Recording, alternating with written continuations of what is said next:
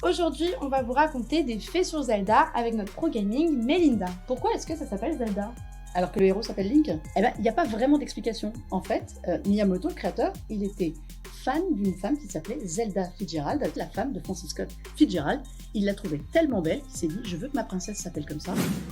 Zelda a une super bonne note sur Metacritic. Alors il y a un jeu qui est le jeu emblématique de The Legend of Zelda, ça s'appelle Ocarina of Time. Celui-ci, il avait eu 99 comme note sur Metacritic. Il n'y a pas mieux, ne cherchez pas.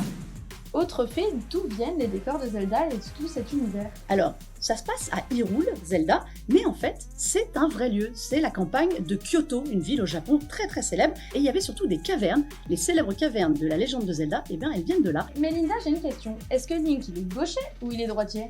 Eh bien, ça dépend des jeux. Initialement, normalement, il est gaucher. On le voit, il a son épée dans la main gauche, son bouclier sur le bras droit, et puis il a surtout le symbole de la Triforce sur la main gauche, donc c'était plus pratique. Mais dans certains jeux et certaines représentations, eh ben, il est droitier. Dernier fait, la musique de Zelda, elle est très très connue, mais en fait, ça a failli ne pas être ça. Eh ben non, à l'origine, ils avaient pensé au boléro de Ravel, le célèbre boléro de Ravel comme musique sur Zelda.